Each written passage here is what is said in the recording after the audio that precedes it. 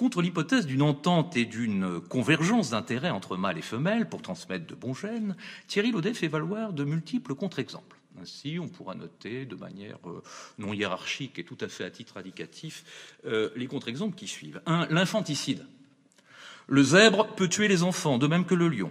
Cela survient lorsque la harde change d'étalon ou que la horde change de mâle dominant. Or, cela s'oppose directement à l'intérêt reproducteur des femelles. 2. La violence asymétrique. Les dauphins, Tursiope truncatus, s'associent pour harceler les femelles jour et nuit et forcer l'accouplement. L'antilope topis empêche un jeune égaré sur son territoire de quitter ce territoire afin de forcer la mère à un accouplement. Les babouins papillots Anubis pratiquent l'enlèvement et le viol. Les mouches drosophiles exercent également des copulations forcées. De plus, les mâles laissent avec leur sperme une substance toxique pour éliminer le sperme du mâle précédent, mais cette substance est également toxique pour les femelles. Mais les femelles ne sont pas en reste pour pratiquer cette violence asymétrique. L'araignée Dolomedes dévore souvent le mâle avant l'accouplement. L'araignée à dos rouge, veuve d'Australie, dévore le mâle. La menthe religieuse, de même. Quant au grillon américain de Caroline, il parvient tout juste à s'échapper en laissant un éperon tibial à la femelle. Troisième chose, en contre-exemple, la tricherie qui peut exister au niveau des signaux. Les signaux de séduction sont censés être corrélés à de bons gènes. Bon. La qualité du brame du cerf et la taille des bois du cerf seraient directement corrélés au génotype le meilleur. Mais on peut envisager que des signaux d'ornement ne soient que de l'ordre d'une propagande, sans nécessairement être corrélés à de prétendus bons gènes. Ainsi, le triton palmé, Triturus helveticus, a pour ornement un filament terminal sur sa queue. Le mâle qui a le plus grand flagelle s'impose. Mais certains mâles dont le corps est plus petit font apparaître proportionnellement un flagelle plus grand, ce qui trompe les femelles. Ajoutons un autre exemple pour montrer que des femelles peuvent avoir un système sensoriel qui les incite à préférer des traits chez certains mâles, alors même que rien n'indique que cette préférence se porte sur un trait corrélé à de bons gènes du côté du mâle. Ainsi, les xyphos sont de petits poissons tropicaux porte-glaives qui ont une excroissance de la nageoire caudale qui a la forme d'une épée. Ce glaive est un ornement des mâles pour séduire les femelles. Or, un groupe ancien de xyphos n'a pas de glaive. Cependant, lorsqu'on colle artificiellement un glaive au mâle de cette ancienne espèce, les femelles se montrent plus attirées par ces mâles. Quand dire sinon que l'intérêt des femelles procède non pas de l'intérêt reproducteur pour la transmission de bons gènes, mais de la sensibilité à l'ornement nouveau, rare et inconnu. Qu'en dire sinon que les mâles peuvent très bien développer des traits hypertéliques pour la seule propagande, développement qui procède d'un biais du système sensoriel de la femelle, c'est-à-dire que ce trait séducteur qui sollicite un choix, une préférence de la femelle, est délié chez la femelle de la finalité d'une reproduction adaptative de l'espèce. Ainsi pourrait-on comprendre la multiplicité et l'intensité des signaux qui apparaissent chez les mâles d'une même espèce au cours de l'évolution.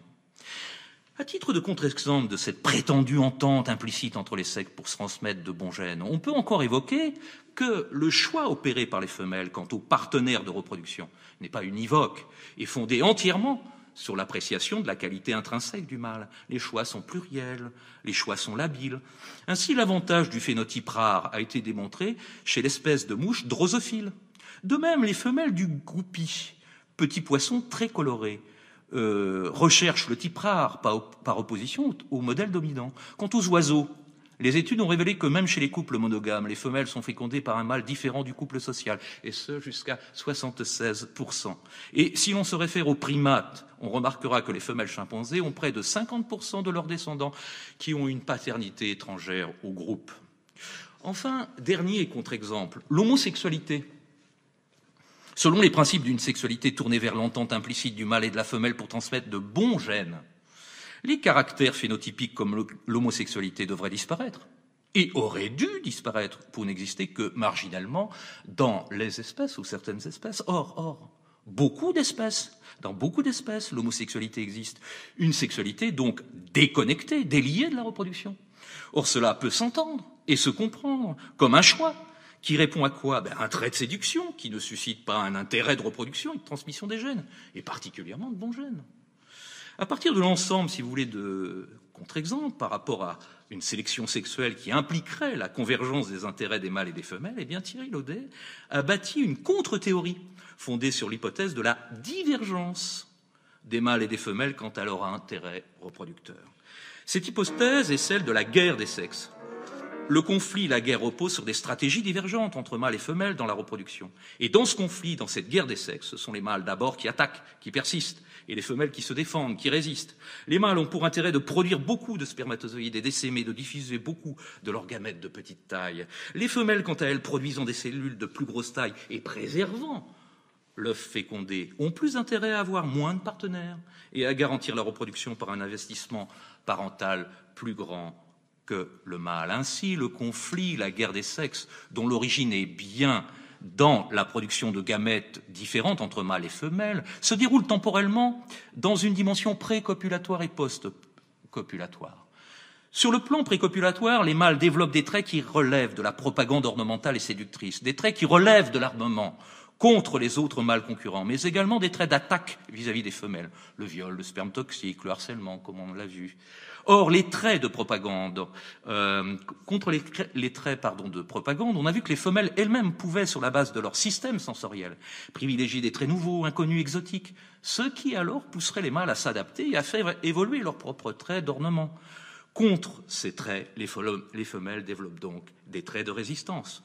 Contre les traits d'attaque, les femelles également résistent. Ainsi, les drosophiles femelles ont pu développer des enzymes pour détruire le sperme toxique du mâle, ce qui leur permet de sélectionner le mâle qui les fécondera. Les araignées à dos rouge, veuves d'Australie, de même que les menthes religieuses, ont renversé complètement les traits dimorphiques en leur faveur, au point où elles dévorent le mâle. Plus spectaculaire encore, les abeilles Apis mellifica ont réduit le rôle des mâles au minimum en évitant la sexualité. La reine des abeilles a accumulé le sperme de mâle dans une réserve interne, spermathèque. Cette réserve sert à produire des ouvrières et des reines. Et quand la reine ne peut plus produire d'ouvrières, elle produit des mâles, dont le jeu de chromosomes provient de la seule reine. Après copulation, les mâles meurent. Sur le plan maintenant post-copulatoire, eh bien les femelles, qui sont généralement les plus investies par les soins parentaux, peuvent riposter en évoluant vers un nombre de descendants moindre, ce qui va imposer au mâle de s'occuper de sa descendance, ainsi que de la femelle qui porte sa descendance. La pression exercée par la femelle par ses traits comportementaux peut donc induire des modifications dans les traits comportementaux du mâle, les gènes favorisant ces comportements étant alors sélectionnés. Mais vous le voyez, le pacte et l'équilibre qui est inscrit dans les génomes des mâles et des femelles est fragile et de toute façon loin d'être répandu dans toutes les espèces. La guerre des sexes entraîne donc un processus de coévolution antagoniste entre les sexes d'une même espèce. Le sexe mâle évolue avec des traits d'attaque, des traits manipulatoires, le sexe femelle évolue en développant des traits de résistance. Et lorsque règne la paix, comme chez les oiseaux d'Australie que sont les diamants mandarins, eh bien ce n'est qu'un équilibre précaire qui a été trouvé dans cette coévolution antagoniste.